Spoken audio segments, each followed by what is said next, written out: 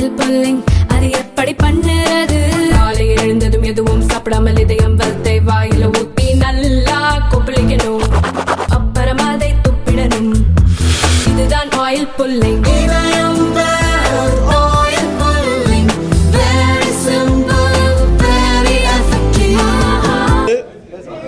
படைப்போம் வரலாறு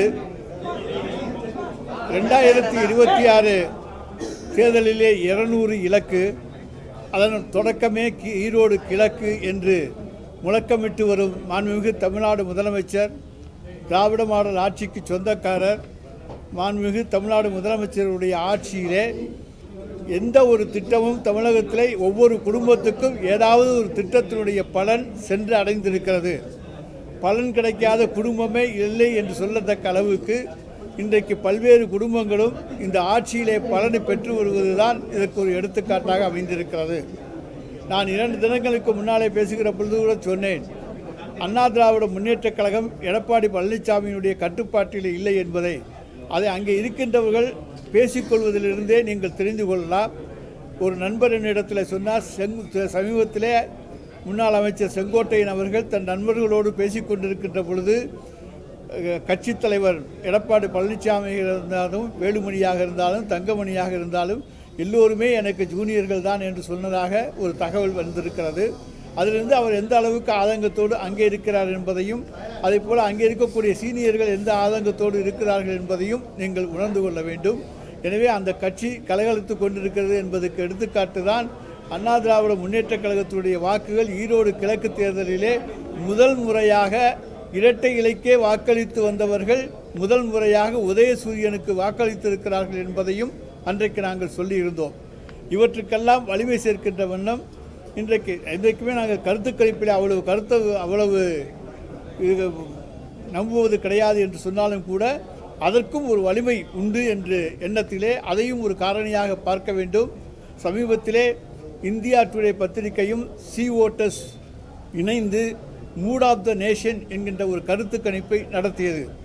அந்த கருத்து கணிப்பிலே தமிழ்நாட்டிலே 39 தொகுதிகளிலும் இன்றைக்கு நாடாளுமன்ற தேர்தல் நடந்தால் திராவிட முன்னேற்றக் கழகத்தின் தலைமையிலான கூட்டணி தான் வெல்லும். கடந்த நாடாளுமன்ற தேர்தலிலே 47% ஓட்டுகளை வாங்கியிருக்கிற திராவிட முன்னேற்றக் கழக கூட்டணி 52% வாக்குகளை பெறும். அதைப்போல அண்ணா திராவிட முன்னேற்றக் கழகம் 23% பெற்றிருந்தது 20% குறையும் என்று ஒரு கருத்து கணிப்பும் மற்றவை எல்லாவற்றையும் சேர்த்து, அதாவது எல்லாம் ஒன்று சேர்ந்தாலும் சேராட்டியும் சேர்த்து கணக்கெடுத்து ஒரு என்டிஏ என்று போட்டு ஒரு 21% சொல்லியிருக்கிறார்கள். அதைத்தான் இங்கே நாங்கள் இன்றைக்கு சொல்ல அதையும் விரும்புகின்றோம். அந்த கருத்து கணிப்பையும் நீங்கள் பார்த்து கொள்ளலாம். என்டிஏ அலையன்ஸ் 21%, இந்தியா கூட்டணி 52%, ஏஐடிஎம்கே 20%. அதனால் எல்லாரும் சேர்ந்து வந்தாலும் தனித்து வந்தாலும் இந்த திராவிட மாடல் ஆட்சியை நடத்தி கொண்டிருக்கிற மாண்புமிகு தமிழ்நாடு முதலமைச்சருடைய ஆட்சிக்கு இன்றைக்கு ப்ரோ இன்கம்பன்சி தான் இருக்கிறது, ஆதரவு அலை தான் இருக்கிறது. ஆன்டி இன்கம்பன்சி என்பது கிடையவே கிடையாது, எதிர்ப்பலை என்பது கொஞ்சம் கூட கிடையாது என்பதை நாங்கள் உறுதிபட தெரிவித்துக் கொள்கிறோம். தமிழ்நாட்டு மக்கள் மகிழ்ச்சியோடு தான் இருக்கிறார்கள். ஆனால் சிலர் அதை ஏதாவது ஒரு சம்பவங்களை சுட்டி காண்பித்து அதை மிகப்படுத்தி இந்த ஆட்சியிலே இந்த மாதிரி குறைகள் இருக்கிறது என்று சொல்லுகிறார்களே தவிர, இன்றைக்கு தமிழக மக்கள் அனைவரும் ஏதாவது ஒரு திட்டத்தினாலே தங்களுக்கு நன்மை கிடைத்திருக்கிறது, பலன் கிடைத்திருக்கிறது. இதற்கு முந்தைய ஆட்சிகளிலே எங்களுக்கு எந்த விதமான பலனும் கிடையாது, அத்தகைய எல்லா வாய்ப்புகளும் எங்களுக்கு கிடைத்திருக்கிறது என்கின்ற நம்பிக்கையோடு இந்த திராவிட மாடல் ஆட்சியை வரவேற்றுக் கொண்டிருக்கிறார்கள். மாணவியர்கள் வரவேற்றுக் கொண்டிருக்கிறார்கள். அதைப்போல விரைவிலேயே பட்டாக்கள் வழங்குகிற நிகழ்ச்சியும் நடக்க இருக்கின்றது.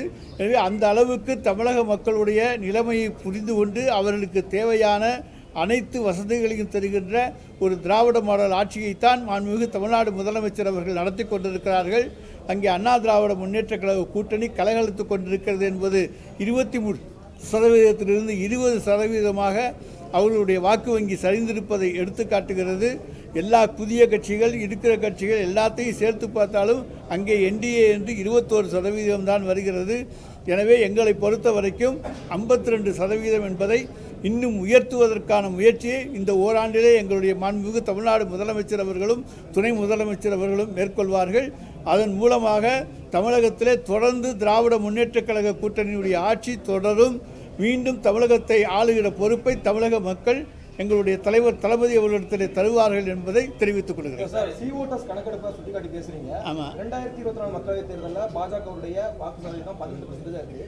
ஆனா இப்போ ரிலீஸ் பண்ணக்கூடிய வாக்கு சதவீதம் பார்த்தீங்கன்னா 21 உயர்ந்திருக்கு. 3% உயர்ந்திருக்கு பாஜகவோட. அதான் எல்லா கட்சியும் சேர்த்துன்னு சொல்கிறேன்ல, புதிய கட்சி எல்லா கட்சியும் சேர்த்து 21%, அவ்வளோதான். அது ஒன்றும் வாக்கு உயர்வுன்னு நாங்கள் சொல்லணும். எங்களுக்கு 47 52 ஆயிருக்கு. அதை பாருங்கள். அவங்களுக்கு வந்து எல்லாரும் இன்னைக்கு மற்றவரெல்லாம் சேர்த்து தான் அங்கே 21%. அதாவது ஒரு குறிப்பிட்ட அளவு ஏற்றுக்கொள்ள வேண்டும். மக்கள் மனதில் என்ன இருக்கிறது என்பதை அவர்கள் சர்வே செய்து தருகிறார்கள். அதை நாம் ஒரு அளவுகோலாக எடுத்துக்கொள்ள வேண்டும். அதற்கு ஏற்றாற்போல் நாம் நடந்து கொண்டு இதை அதிகப்படுத்துவதற்கான முயற்சிகளை மேற்கொள்ள வேண்டும். இது நமக்கு கொடுக்கின்ற ஒரு பாடம். அதை நாம் உணர்ந்து கொண்டு அதை கேட்டாற்போல் செயல்பட வேண்டும். இன்னும் நாங்கள் எங்கள் வாக்கு வங்கியை அதிகரிப்பதற்காக நிச்சயமாக எங்களுடைய முதலமைச்சர் அவர்கள் நடவடிக்கை எடுப்பார்.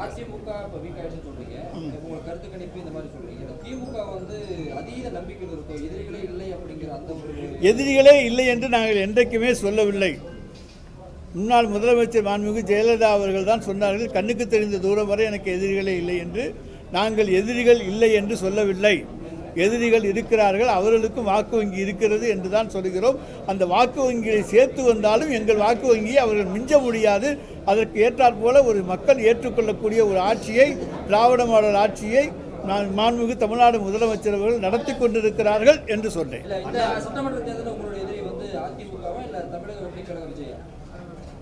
அதாவது இது கருத்து கணிப்புகளின்படி தனிக்கட்சியாக பார்த்தால் அண்ணா திராவிட முன்னேற்ற கழகம். அண்ணா அறிவாலயத்தில் உள்ள ஒவ்வொரு செங்கலையும் எடுக்காமல் விடமாட்டேன்னு சொல்லி பாஜக மாநில தலைவர் அண்ணாமலை நேற்று பேசியிருக்காரு. அவருக்கு செங்கல் எடுக்கிறதுக்கு வேலை இல்லைன்னா வெங்காயச்சும் போய் எடுத்து பார்க்கட்டும். அறிவாலயத்தினுடைய செங்கலை கை வைக்க கூட அவரால் முடியாது. சார், எப்பவுமே அது சொல்கிற குற்றச்சாட்டுகள் தான் சார். ஆட்சியில் இருக்கிற பொழுது அமைச்சர்கள் மீது குற்றச்சாட்டை சொல்வது இயற்கை. அது சொல்லுவார்கள். அதற்கு பிறகு என்ன நடவடிக்கை எடுத்தாலும் பார்த்து கொள்ளலாம். அதை பற்றி ஒன்றும் பிரச்சனை இல்லை. நாங்கள் எங்களை பொறுத்த வரைக்கும் எந்த தவறும் செய்யவில்லை. தவறுக்கு இடம் கொடுக்காமல் தான் எங்களுடைய முதலமைச்சர்கள் ஆட்சியை நடத்தி கொண்டிருக்கிறார்கள். எந்த விஷயம் தன்னுடைய கவனத்துக்கு வந்தாலும் உடனடியாக கூப்பிட்டு அழைத்து அவற்றையெல்லாம் திருத்தி சிறப்பான ஒரு ஆட்சியை தர வேண்டும், மக்கள் விரும்புகிற ஆட்சியை தர வேண்டும் என்கிற நோக்கத்தோடு தான் அவர் செயல்பட்டு கொண்டிருக்கிறார். செங்கோட்டையின் திமுக இணைவுள்ளதாகவும் அதற்கு மூத்த அமைச்சர் ஒருவர் இங்கே வேலை செய்து கொண்டிருக்கிறார் என்ற தகவல் இருக்கு. நாங்கள் அப்படியெல்லாம் சொல்லலை. அங்கே அவர் அதிருப்தியில் இருக்காருங்கிற வார்த்தைகளைத்தான் சொன்னோமே தவிர அவர் திமுகவில் வந்து இணையப் போகிறார் என்றெல்லாம் நான் சொல்லவில்லை. அதை நீங்கள் தப்பாக எடுத்துக்காதீங்க. அவருடைய வணக்குமுறைகளை சொல்லியிருக்கிறார். நான் சீனியர் என்பதை சொல்லியிருக்கிறார். அது உண்மைதானே? அது எதுவும் தப்பு இருக்கா? என்ன?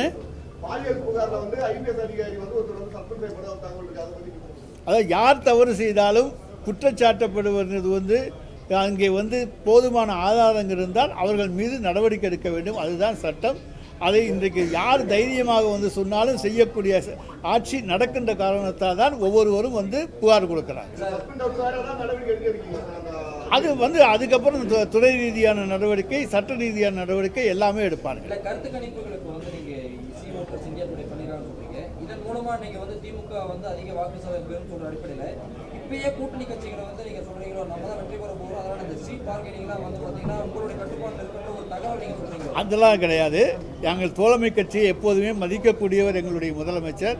ஈரோடு கிழக்கு சட்டமன்ற உறுப்பினர் சந்திரகுமார் அவர்கள் பதவியேற்பு விழாவிலே அனைத்து தோழமை கட்சி தலைவர்களையும் அழைத்து பதவியேற்க செய்திருக்கின்றார். தோழமைக்கு உரிய மரியாதையை தருகிற ஒரு முதலமைச்சர், ஒரு கட்சி தலைவர் எங்களுடைய தலைவர். நாங்கள் யாரையும் கட்டாயப்படுத்த மாட்டோம். திமுகவுடைய எதிரி அதிமுக சொல்றீங்க தேர்தலில் 2024 பிரசாந்த் கிஷோர் ஒரு சர்வே கொடுத்திருக்காரு. தமிழகத்துக்கு 15-20% தமிழகத்துக்கு வாக்கு வங்கி அந்த அவர் வந்து இன்னைக்கு வந்து தேர்தல் வியூக வகுப்பாளராக இங்கே சென்றிருக்கிற காரணத்தால் அப்படி சொல்லியிருக்கலாம். ஆனால் அந்த அளவுக்கான வாக்கு வங்கி அங்கே இருப்பதாக தெரியவில்லை. 2021 தேர்தலையும் திமுகவுக்கு தேர்தலில் ஒர்க் பண்ணார். ஆனால் மக்கள் சக்தி எங்களிடத்தில் இருந்தது.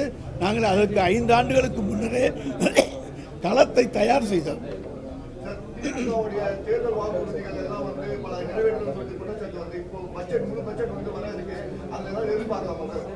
முடிந்தவரை இந்த ஆண்டுக்குள்ளே எல்லா வாக்குறுதிகளையும் நிறைவேற்றுவதற்குத்தான் எங்களுடைய முதலமைச்சர் முயற்சிகளை மேற்கொண்டுள்ளார்.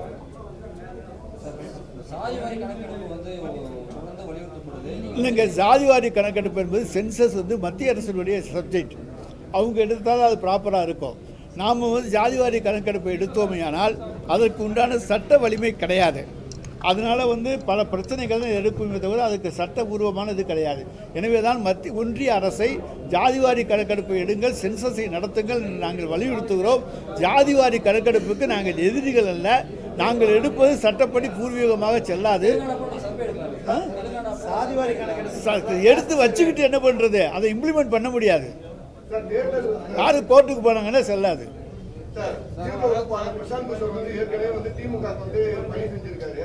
இப்போ தாவேகாக்கு ஒரு பணி செய்யும் பட்சத்தில் எந்த மாதிரியான ஒரு மாற்றம் ஏற்படும் நினைக்கிறீங்க? ஒரு மாற்றமும் ஏற்படாது, ஏமாற்றம் ஏற்படும். சாதிவாரி கணக்கெடுப்பு வந்து திமுக தலைவரே சொல்லியிருக்காரு, அதை ஸ்டாலின் எடுக்க மாட்டான்னு சொல்லி நாங்கள் ஒன்றிய அரசு எடுத்தால் நாங்கள் தயார் என்று தான் சொல்லியிருக்கிறோமே தவிர நாங்கள் எடுக்க மாட்டோம் என்று சொல்லவில்லை. மாநில அரசுக்கு அந்த பவர் இருக்கின்றாரு. மாநில அரசு எடுத்தால் அதுக்கு சட்டப்பூர்வமான அங்கீகாரம் கிடையாது.